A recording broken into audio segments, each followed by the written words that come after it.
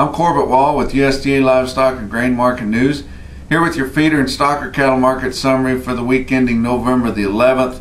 Got heavy runs, big receipts of spring-born calves during this fall run, and what remaining supplies of green condition yearlings on hand, selling firm to $3 higher.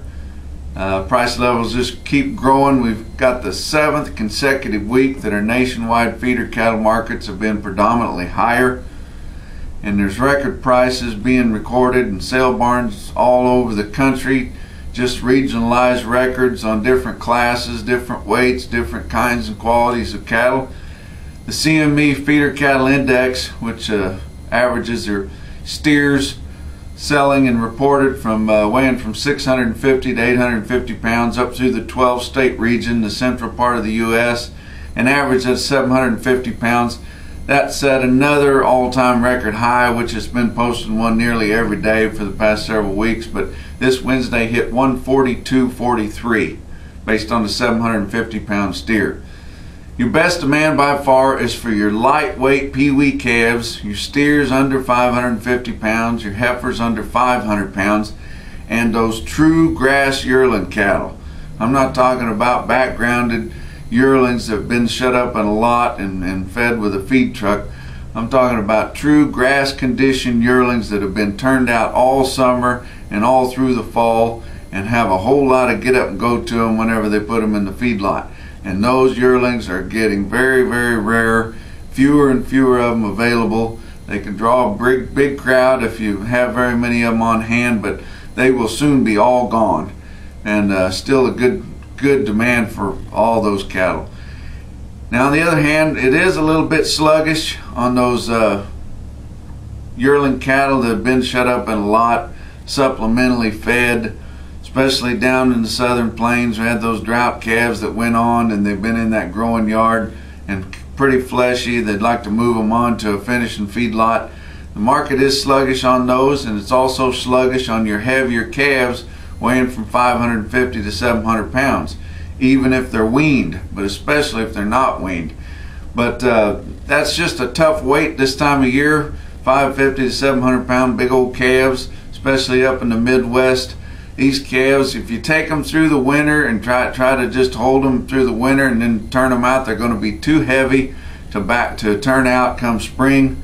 Now you get in the northern plains, your northern feedlot guys, especially your farmer feeders, they really like to feed these big calves. They like to put a lot of days on them and really make them into some high quality cattle. But right now at this point in time, they would really like for a little bit of time to go before they start buying them. They're just finishing up harvest. They'd like for a little more weather to be on those cattle before they really tie into them. Like for a few more hard freezes, some more cold weather, maybe a snow or two. We did get some of that up through the Midwest. Got a little skiff of snow, through Kansas, Nebraska, Missouri, and places. Really cold temperatures, but a cold rain, which is hard on them calves. But when they come out of it, they'll be that much tougher, and that's what those farmer feeders want when they give it all for them and shut them in their limited facilities. The fat cattle market, another record high, all-time record high trading session in the history of the world, recorded this week. Your most previous record high was in the first weeks of April there, but this week your fed cattle market was $2 to $6 higher, with live prices ranging from $124 all the way up to $127 in the northern feedlot areas. That's a giant price there, and your futures down the road and into spring are quoted, even higher than that. Been a lot of talk this week and all through the last month or so about Walmart making the decision to feature choice beef products in all of their regular stores, not their Sam's Club, but their regular stores, 3,800 stores in all. And they've normally been featuring select products, and now they're going to start selling choice products, which is really widened out the spread between select and choice. Walmart is big. It's about like when McDonald's decides to have the McRib sandwich. It makes a big impact on your pork prices. And right here with Walmart taking in choice beef it's widened that choice select spread, even though for the past year or so we've had a lot of cattle grading really well. But this may prompt and should prompt your feedlots to find ways to make more choice cattle. They're going to need to put more days on feed. They're going to have a higher influence of English and not so much exotic or cross in their cattle if they want them to grade a high percent choice, and may have to cut down on some of these growth promotants and some of these high performance feed additives that they're using that do hurt grade when you overuse them. But we're recording this here on Thursday afternoon, as Friday is a holiday, and I will be making my way back to my old stomping grounds in Amarillo to see the World Championship Ranch Rodeo. So we don't have any weighted average, regional weighted averages for you yet this week. I will give you a few quotes to remember here though.